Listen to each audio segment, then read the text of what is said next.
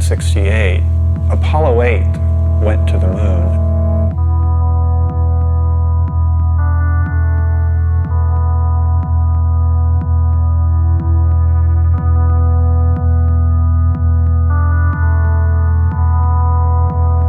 They didn't land, but they did circle the moon. And I was watching it on television, and at a certain point, one of the astronauts casually said, "We're going to turn the camera around and show you the Earth." And he did. And that was the first time I had ever seen the planet hanging in space like that. And it was profound. I think that for me, like for many other people, it was quite a shock. I don't think any of us had any expectations about how it would give us such a different perspective. I think the focus had been, we're going to the stars, we're going to the other planets, and suddenly we look back at ourselves and it seems to imply a new kind of self-awareness. One of the astronauts said, when we originally went to the moon, our total focus was on the moon. We weren't thinking about looking back at the Earth. But now that we've done it, that may well have been the most important reason we went.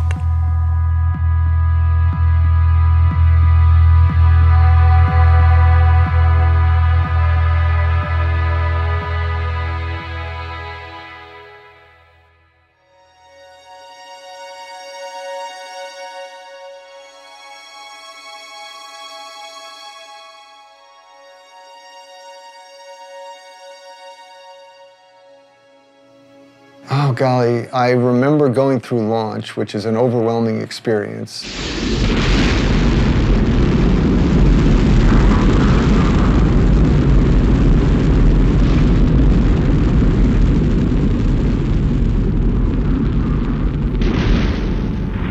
The engines cut off. I felt myself floating out of the seat. I floated over to the window, looked out, and we were coming up over the coast of Africa.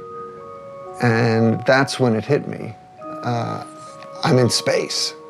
And, you know, I just got incredibly excited because it's something I had dreamed about since I was 6 years old.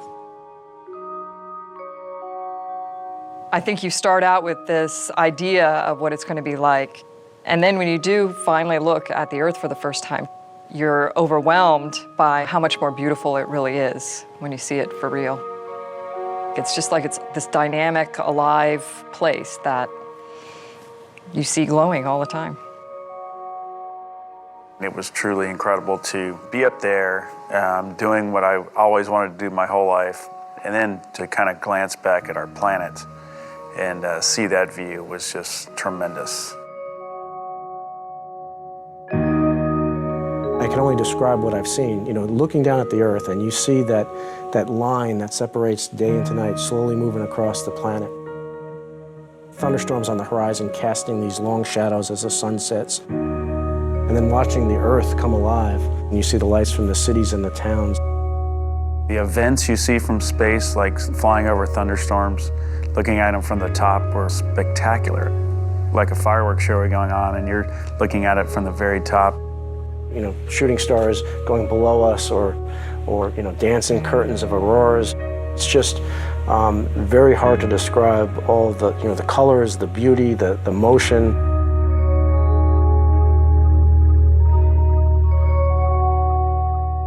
My job as lunar module pilot was to be responsible for the lunar module itself and responsible for the science on the moon. So when we started home, I had a little more time to look out the window than the other guys because most of my responsibilities were completed. We were in a particular mode called the barbecue mode. So we were flying like this and rotating like that.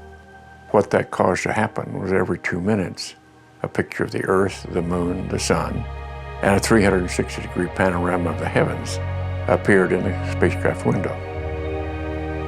And I had studied astronomy, and I had studied cosmology, and fully understood that the molecules in my body, and the molecules in my partner's bodies, and in the spacecraft, had been prototyped in some ancient generation of stars.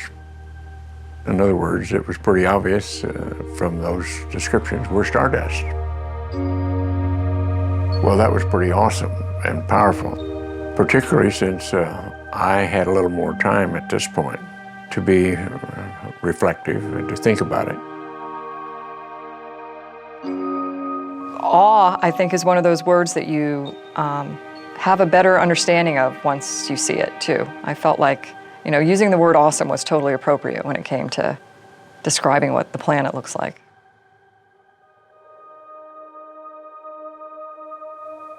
To have that experience of awe is, at least for the moment, to let go of yourself, to transcend the sense of separation. So it's not just that they were experiencing something other than them, but that they were at some very deep level integrating, realizing their interconnectedness with that beautiful blue-green ball. And this is why the astronauts, particularly in the International Space Station, often say that much of their free time is filled with what they call Earth gazing, just staring out at the Earth. They can stare for hours because the changing scenery, the interactivity of the biosphere, all of this has an incredible aesthetic impact. The beauty of seeing Earth as a planet, as opposed to being down here among it, is a wonderful experience to then start to get into what we call the big picture effect or the overview effect. I was flying cross country from the East Coast to the West Coast in the 1970s. And I was looking out the window, and as I was looking down at the planet, the thought came to me, anyone living in a space settlement or living on the moon would always have an overview. They would see things that we know, but we don't experience, which is that the Earth is one system, we're all part of that system, and that there is a certain unity and a coherence to it all. And I immediately called it the overview effect. You do, from that perspective, see the Earth as a planet. You see the sun as a star. We see the sun in the blue sky, but up there you see the sun in a black sky. So yeah, you are seeing it from a cosmic perspective. We've been evolving from the beginning of civilization to a larger and larger perspective of life on the Earth. But the next natural evolution is understanding the life in space. That is, the fact that the Earth, as Buckminster Fuller used to famously say, is a spaceship Earth. We are in space already. It's just that we haven't brought that into our perspective as we live here on Earth. The overview effect is simply the sudden recognition that we live on a planet and all the implications that it brings to life on Earth. When we look down at the Earth from space, you know, we see this amazing, indescribably beautiful planet. It looks like a living, breathing organism, but it also, at the same time, looks extremely fragile. Because you go outside on a clear day and it's the big blue sky, and it's like it goes on forever, right? And how could we possibly, you know, put enough stuff into it to fill it up with things that really change it? And yet, you see it from space, and it's this thin line which is just barely hugging the surface of the planet.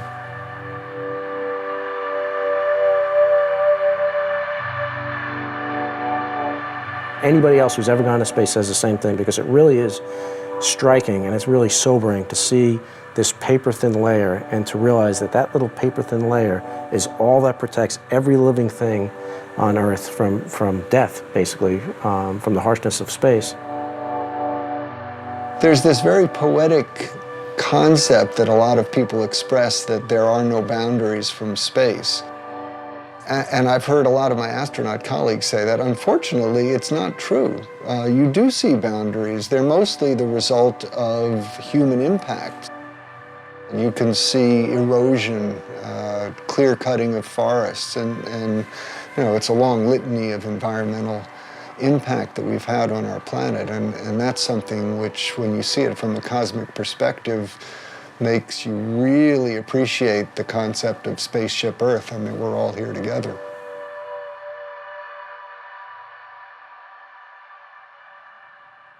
After I came back and tried to understand what this experience was all about, I could find nothing in the science literature about it and nothing in the religious literature that I looked at. So I turned to the local university and asked them to help me with what I saw. And when they came back to me a few weeks later and said, well, in the ancient literature, we found a description called Salvakapa Samadhi. And they said that means that you see things as you see them with your eyes, but you experience them emotionally and viscerally as with ecstasy and a sense of total unity and oneness. And I said, well, that's exactly what the experience was. And so it's rather clear to me as I study this, it wasn't anything new, but was something that was very important to the way we humans were put together. Many of the great wisdom traditions of the earth have pointed to what we're calling the overview effect. That is to say, they have realized this unity, this oneness of all life on earth and of consciousness and awareness. Within the Western tradition, I think it's quite new and quite shocking because there's been much more of a sense of separation. But if you look at other non-Western cultures, especially in Asia, the emphasis on those has always been on realization that the self and the world are not separate from each other, but that they're really interconnected, that the individual self and the species as a whole is a manifestation of the larger whole. As you go into your mind in a contemplative way, the sense of the living reality of the planet becomes obvious. You become more in tune with the natural world. This is very akin to the direct perception that the astronauts have. So it's no wonder that many people have likened the overview effect to a spiritual or meditative experience, although it's not exactly that. It's a cognitive shift that very often can produce a kind of meditative experience.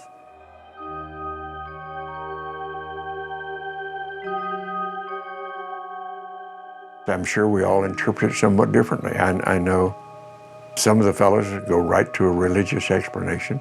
I didn't. I went to more science explanation. And I think all that's wonderful. That's what it takes to build a civilization.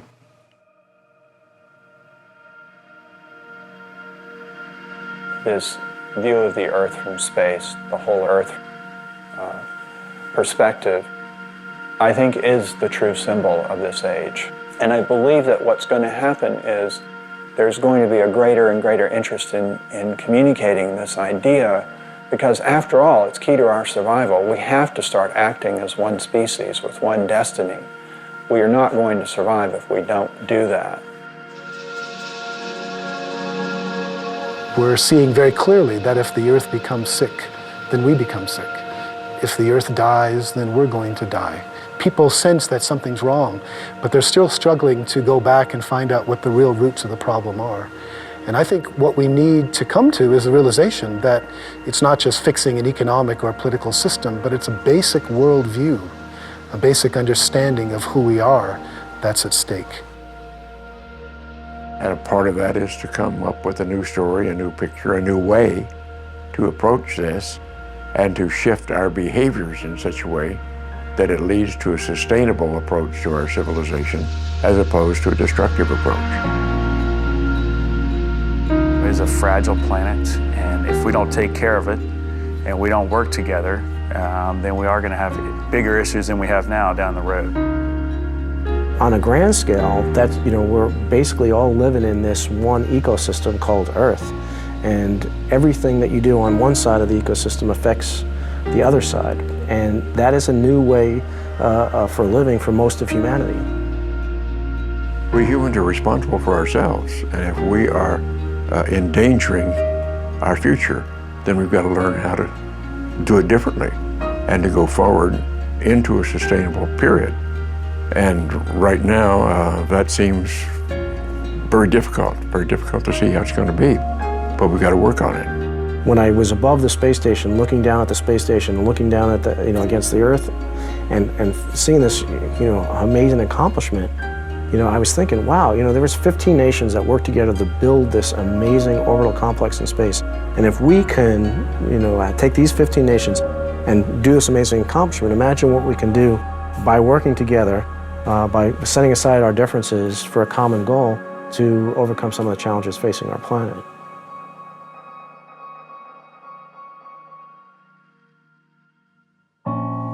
We have this connection to Earth. I mean, it's our home. And I don't know how you can come back and not, in some way be changed.